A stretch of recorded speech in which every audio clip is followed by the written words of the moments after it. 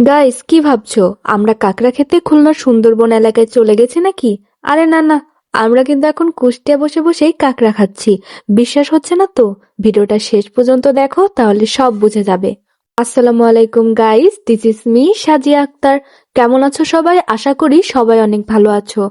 আমি তো আজ ভীষণ এক্সাইটেড, কারণ আজকে এমন একটা খাবার খেতে যাচ্ছি যেটা আমি জীবনে কখনো খাই নাই। হ্যাঁ গাইস, আজ আমি প্রথমবারের মতো কাঁকড়া টেস্ট করতে যাচ্ছি। আর এই পুরো এক্সপিরিয়েন্সটা আমি তোমাদের সাথে শেয়ার করব এই ব্লগে। তো ভিডিওটা না টেনে পুরোটা দেখার অনুরোধ রইল। সেদিন কিন্তু অনেকদিন পর রিমা আপুর সাথে আমার দেখা হয়ে গেল। অনেকদিন পর দেখা হয়, মনটা অনেক ভালো হয়ে গেল। আপু সেদিন ভীষণ সুন্দর একটা হলুদ রঙের শাড়ি পরে এসেছিল, একদম চোখে লেগে থাকার মতো। মাশাল্লাহ, অনেক সুন্দর লাগছিল। আর আমাদের সাথে ছিল কিন্তু কুষ্টিয়ার সাদিয়া আপাও। সবাই মিলে একসাথে বসে হাসি গল্প করলাম। অনেকদিন পর এমন সুন্দর একটা সময় কাটলো। সত্যি বলতে কিছু মুহূর্ত ক্যামেরার বাইরেও থাকলে মনের শান্তিটা আলাদা রকমের হয়। আমরা ক্যাফেতে এসে সুন্দর একটা জায়গায় বসে পড়লাম। চারপাশটা একদম শান্ত, পরিবেশটা খুবই আরামদায়ক। অর্ডার দেওয়ার আগে আমরা বসে বসে অনেক গল্প করছিলাম, কে কোথায় কি করছে, কে কি খেতে ভালোবাসে। আর অবশ্যই আজকের মেন হিরো কাকড়া নিয়ে আলোচনা। হ্যাঁ গাইস, অনেকক্ষণ ধরে কিন্তু আলোচনা করছিলাম যে কাঁকড়াটা খেতে কেমন হবে। এরপর কিন্তু চলে আসলো আসল ধামাকা, মানে কাঁকড়া ভুনা। আর সাথে ছিল গরম গরম লুচি। গাইস, অর্ডার দেওয়ার পর থেকেই আমার একটু নার্ভাস লাগছিল, কারণ এটা যে আমার লাইফের প্রথম কাঁকড়া খাওয়া। আমি তখন ক্যামেরার সামনে বলছিলাম, গাইস দোয়া কইরেন, আজ আমার জীবনের প্রথম কাঁকড়া টেস্ট।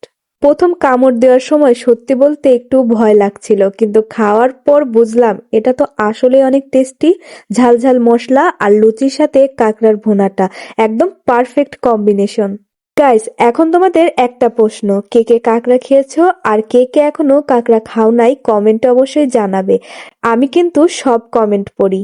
আর গাইস, এখন আপনাদের সাথে শেয়ার করব এই ক্যাফেটার মেনু কার্ড। এখানে সবকিছু দেওয়া আছে। গাইস, একটা কথা বলতেই হয়, মেনুটা দেখেই বোঝা যায় এরা খাবারের ভ্যারাইটি রাখার চেষ্টা করেছে, যাতে ফ্যামিলি ফ্রেন্ডস সবাই একসাথে এসে খেতে পারে। এই ক্যাফেটার ডেকোরেশনটা আমার কাছে বেশ ভালো লেগেছে, অনেক সুন্দর এবং পরিপাটি ছিল। আর এখানকার আরেকটা কিউট জিনিস হলো, সেটা হচ্ছে দোলনা।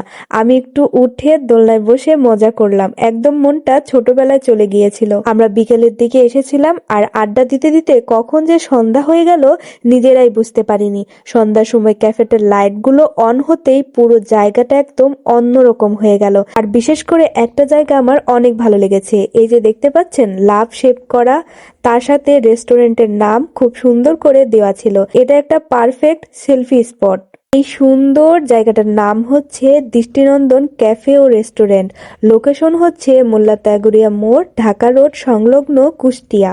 সবকিছু মিলিয়ে দিনটা সত্যি অনেক সুন্দর কেটেছে। ভিডিওটা ভালো লাগলে লাইক দিও, কমেন্ট করো, আর আমার পেজটি ফলো করতে ভুলো না।